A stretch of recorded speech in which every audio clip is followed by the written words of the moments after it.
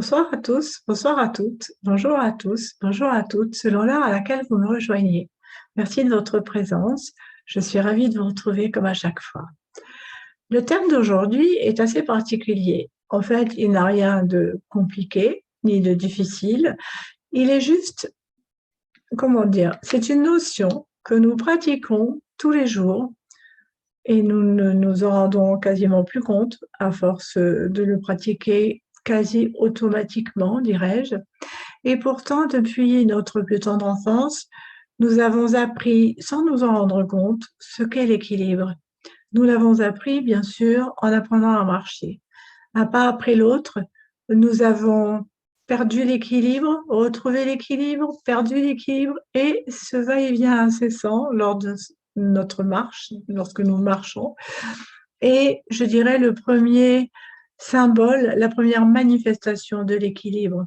Équilibre, soit dit en passant, sur cette terre qui tourne et sur laquelle nous restons toujours solidement positionnés, ancrés si possible. Et donc, cet équilibre, là, je viens d'évoquer déjà le premier aspect qui est l'aspect physique. Et cet aspect physique, bien sûr, inévitablement, il m'amène au premier aspect, c'est celui de la santé. Car la santé, si nous souhaitons être en santé, je préfère cette expression que bonne santé qui, pour moi, ressemble plus à un pléonasme. Si nous souhaitons être, rester ou retrouver une en santé parfaite si possible, eh bien, nous devons faire tout pour qu'elle soit en équilibre.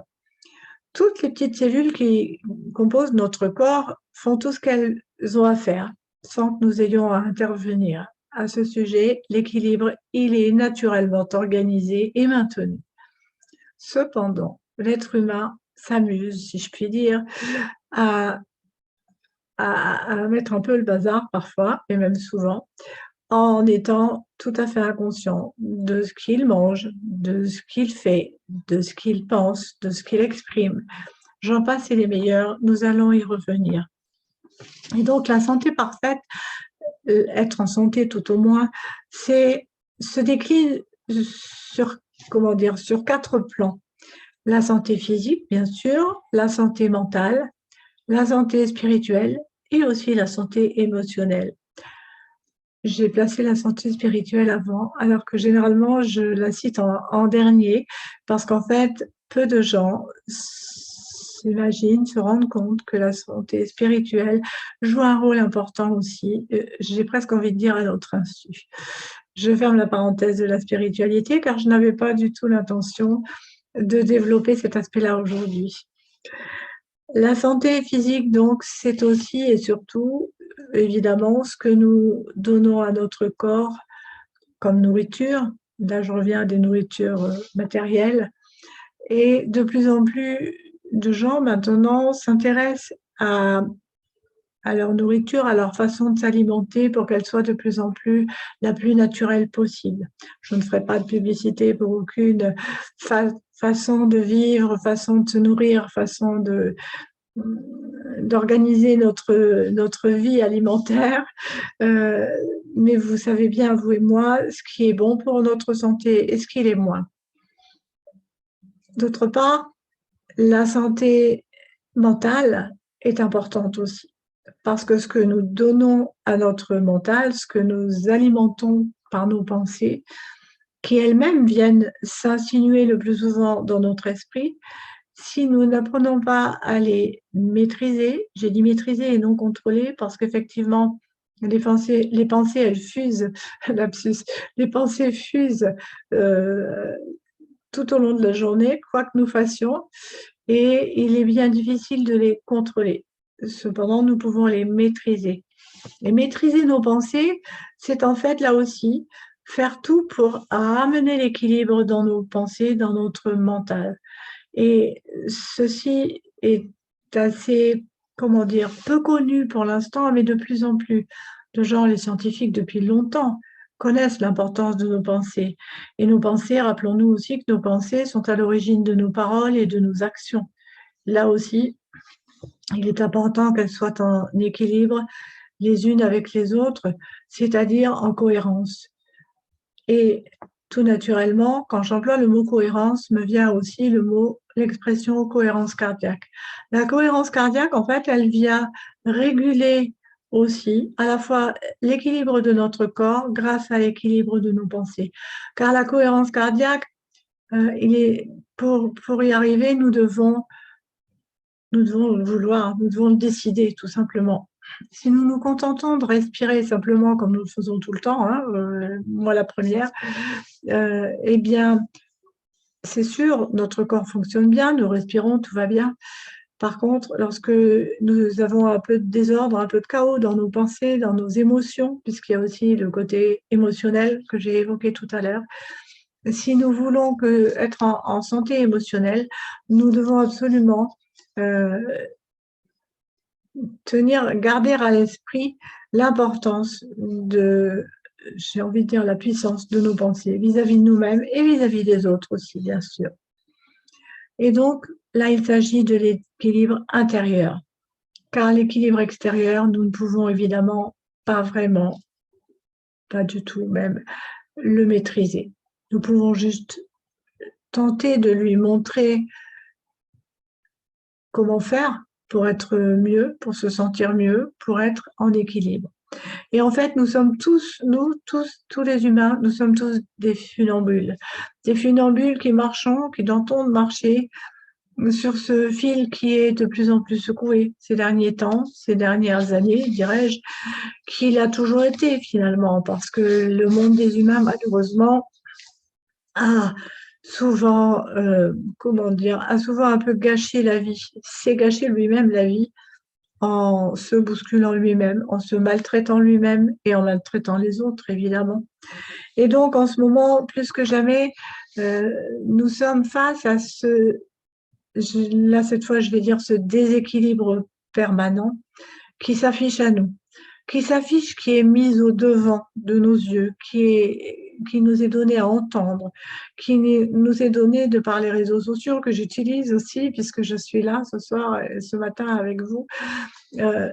J'essaie cependant de l'utiliser du mieux possible pour mettre en avant justement de plus en plus l'évidence que le monde est beau, malgré les apparences. Une fois de plus, c'est un thème qui m'est cher et c'est important que j'insiste.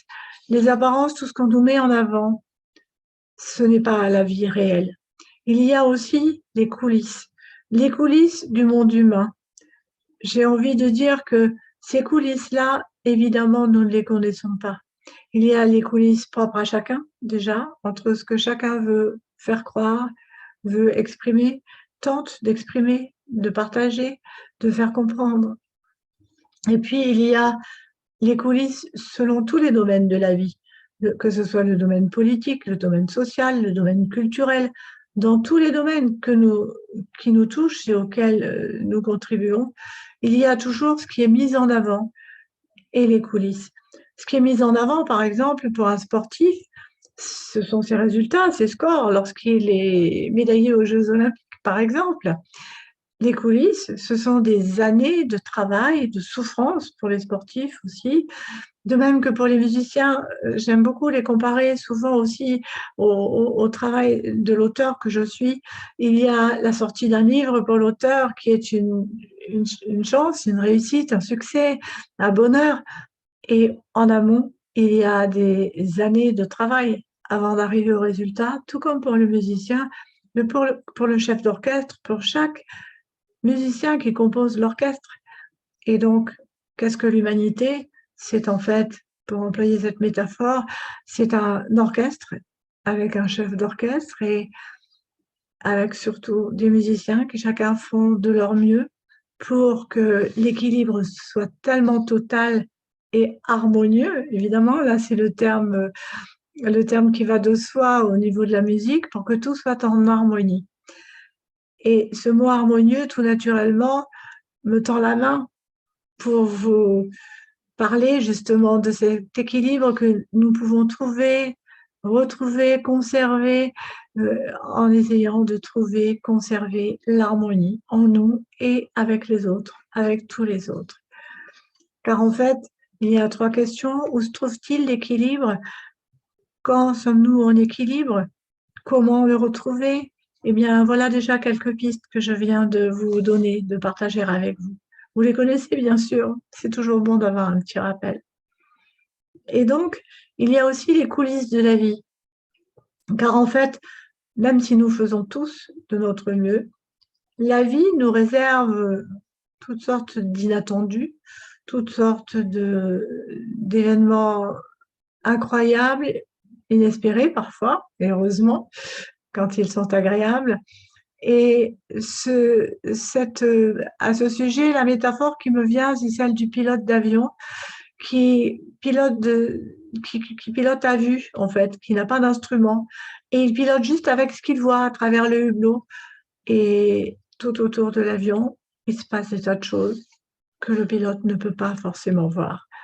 Et nous en sommes également à ce point. Aujourd'hui, plus que jamais, dirais-je, parce qu'en fait, il y a ce que nous ne pouvons pas voir, puisqu'il se joue en coulisses, à l'arrière-plan, et il y a ce que personne ne peut imaginer, supposer, deviner, prévoir. Il y a donc aussi un autre aspect de l'équilibre, c'est l'équilibre entre ce que nous souhaitons, ce que nous vivons, ce que nous aimerions vivre, ce que nous pouvons faire pour cela, ce que nous pouvons faire pour modifier notre vie, l'améliorer, créer des choses nouvelles, des choses agréables dans notre vie. Et là, inévitablement, me vient une citation. Habituellement, je les garde pour la fin, je vous en ai réservé quelques-unes. Et aujourd'hui m'est venue immédiatement cette citation que j'ai découverte il y a des dizaines d'années, qui m'avait un peu attristée, je dois dire. Elle est de Marc Aurèle, vous la connaissez tous sûrement.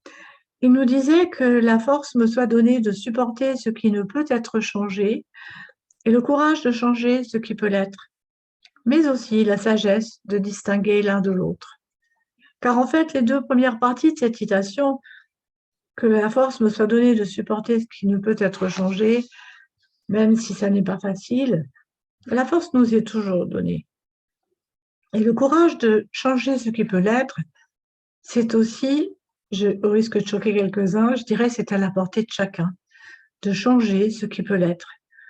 En changeant nous-mêmes, bien sûr, toujours, en commençant par nous, non en voulant changer l'autre, mais en changeant nous-mêmes, en changeant notre point de vue sur une situation, en évitant aussi de juger, car le jugement n'amène généralement rien de bon.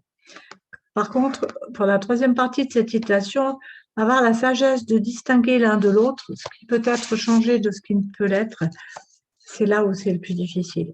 Et c'est là où, je dirais, où réside, on pourrait dire, un point d'équilibre. Puisque, ok, ça je peux le changer, ça je peux pas.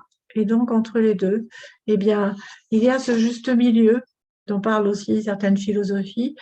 Et c'est un juste milieu qui nous demande d'être constamment en alerte, d'être constamment vigilant et de redresser la barre. Nous reviendrons aussi peut-être tout à l'heure à une autre image qui m'est venue en préparant cette chronique. Un autre aspect, j'allais dire, m'a sauté aux yeux, c'est ce que j'appelle la nature non humaine, parce qu'on a tendance à dire la nature et puis les humains. Mais en fait, nous faisons partie de la nature, nous le savons aussi, mais il y a aussi et surtout la nature non humaine. Et cette nature non humaine, elle maintient l'équilibre constamment, malgré les intempéries, malgré les méfaits des humains, malgré tout ce qui peut se passer, la nature non humaine suit le cours des saisons, de la vie, de millénaire en millénaire. Et elle est toujours là, toujours présente. Certaines espèces sont en voie de disparition, malheureusement. D'autres ont résisté depuis des millénaires et des millénaires et sont toujours là. Parce que je dirais que la nature non humaine, en fait, elle a cette chance, c'est fort ce que je vais vous dire, elle a cette chance de ne pas avoir de mental. Les animaux ont un instinct, mais ils n'ont pas de mental. Cette espèce de petit vélo qui nous fait tourner toutes sortes de pensées, le plus souvent négatives, néfastes, nocives, toxiques, parasites. Et c'est une chance pour eux parce que, comme les plantes, elles ressentent, elles ont un instinct de survie aussi, qu'on a déjà et qu'on met en avant maintenant de plus en plus concernant les arbres. Lorsqu'ils sont parasités, et pour se défendre, ils se préviennent les uns les autres, pour maintenir là aussi l'équilibre dans la forêt, leur propre équilibre évidemment, pour se maintenir en vie, et l'équilibre dans la forêt. Et donc, la nature non humaine est vraiment l'un de nos enseignants, je dirais le principal de nos enseignants. Et nous avons encore et encore et encore beaucoup de choses à apprendre d'elle. Ensuite, je tiens évidemment à revenir sur nous, puisque nous les humains, nous avons tellement de choses à apprendre et à découvrir. Nous avons surtout à découvrir notre véritable nature, toujours pour revenir au mot nature aussi, puisque, comme je l'ai évoqué tout à l'heure, notre corps est fait d'une mécanique merveilleuse et d'un ensemble de cellules qui nous composent et qui font tout pour nous maintenir en santé et pour que nous puissions vivre le plus agréablement possible, puisque la santé, c'est l'un des facteurs, je dirais même le facteur prédominant pour que nous puissions ensuite faire le reste du travail, dirais-je.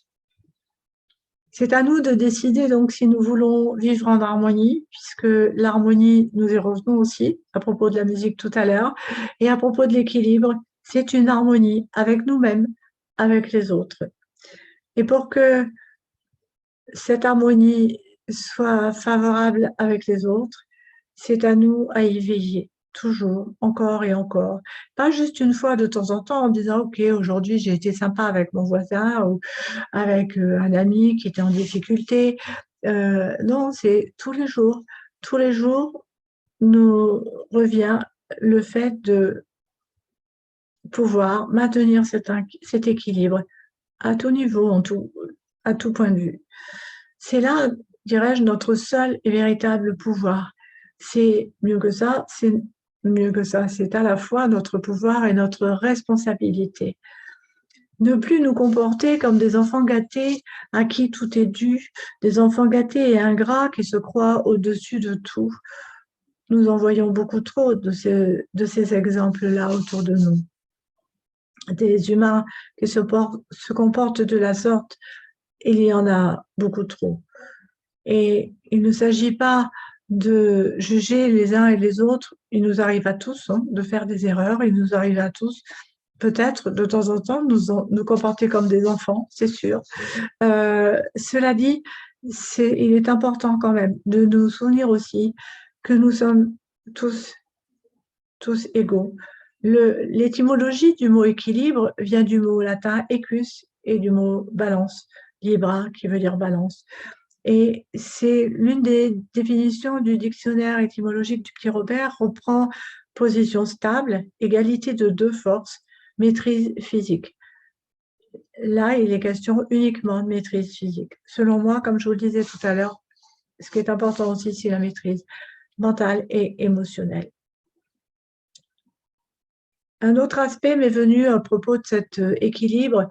Nous avons pu constater, hélas aussi, depuis des décennies, les déséquilibres qui ont surgi, non pas surgi comme ça d'un seul coup, mais c'est le mot qui me vient, qui ont surgi au sein des couples. Les couples se sont de plus en plus désunis.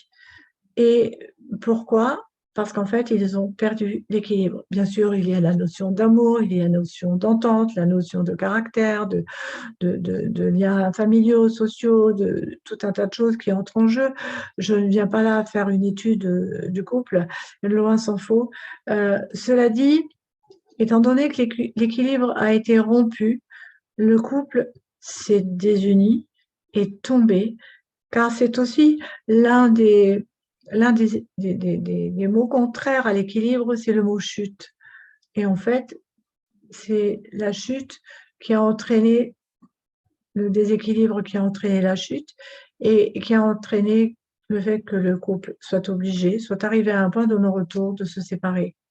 Après quoi, il a été question de couple, de famille plutôt même, puisqu'il y a souvent des enfants aussi qui sont en jeu, de familles recomposées. Eh bien, je suis désolée, mais pour moi, une famille ne peut pas être recomposée. Si elle est recomposée, c'est qu'elle a d'abord été décomposée. Alors, bien sûr, on peut penser au compost et que sur le compost, d'éléments décomposés, on peut reconstruire, refaire pousser quelque chose. Et c'est tant mieux, puisque c'est mon côté aussi des pensées favorables que je nourris toujours le plus souvent possible. Là, dans le sujet que j'évoque aujourd'hui, c'est un petit peu moins facile, effectivement, de rester toujours du côté favorable, puisque, évidemment, nous sommes dans l'équilibre toujours entre les deux niveaux de la balance.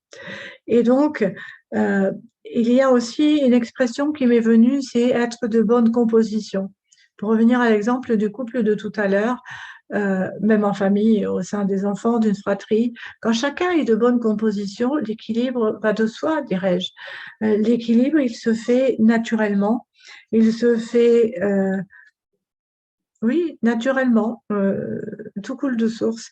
Et contrairement à l'équilibre instable où il faut à chaque fois se redresser, batailler pour retrouver l'équilibre et comme si on repartait à zéro à chaque fois. Revenons aussi à l'équilibre du monde, l'équilibre en général, l'équilibre dans le monde. Entre l'orgueil et la fourberie des uns et la peur et la crédulité des autres, là aussi, à nous de choisir. Pas facile du tout, de choisir entre ce qui nous est servi, comme je l'évoquais aussi tout à l'heure, croire, ne pas croire. C'était l'un des thèmes de, il me semble que c'était le précédent petit mot du dimanche soir, croire, ne pas croire, ce qui nous est dit, ce qui est vrai, ce qui est faux, ce qui est juste. Et là aussi, garder toujours l'équilibre.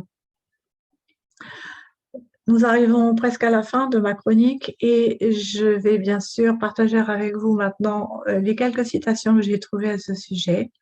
La première, c'est La vie n'est pas un livre, c'est une rencontre de force, un rajustement d'équilibre, des croisements d'ellipses.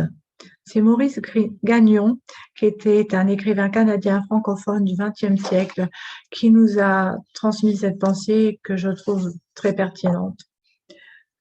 Une autre, c'est celle de Amadou Hampâté Bâ, un écrivain et ethnologue malien du XXe siècle, défenseur de la tradition orale, notamment Peul.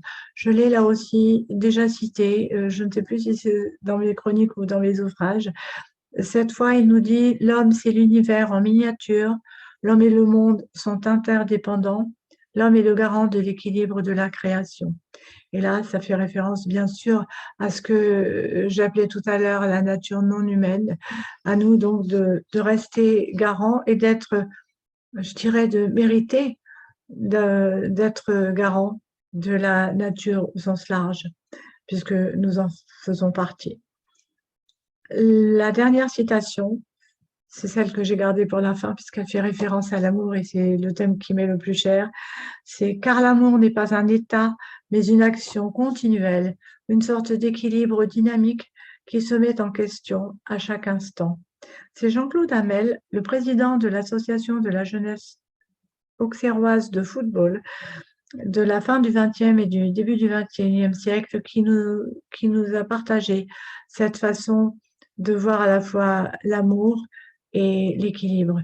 Et ça fait référence finalement aussi à ce que j'évoquais tout à l'heure à propos des couples, euh, pour éviter qu'ils soient décomposés.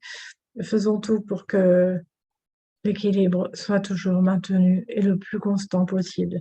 Je ne peux résister à l'envie de vous la citer à nouveau, car l'amour n'est pas un état, mais une action continuelle, une sorte d'équilibre dynamique qui se met en question à chaque instant. Voilà pour les citations. Rappelons-nous aussi que nous sommes tous sur le même bateau, appelé Terre, et que nous vivons provisoirement sur des lopins de terre au milieu des océans et de l'espace. Tout le reste est dérisoire. Tout en étant lucide, gardons l'équilibre en faisant chacun et chacune de notre mieux pour le bien de tous et de toutes, jour après jour. Merci pour votre présence, merci pour votre écoute, merci pour votre fidélité ainsi que de continuer à faire vivre cette chronique si je vous dis en la partageant et en vous y abonnant. À bientôt.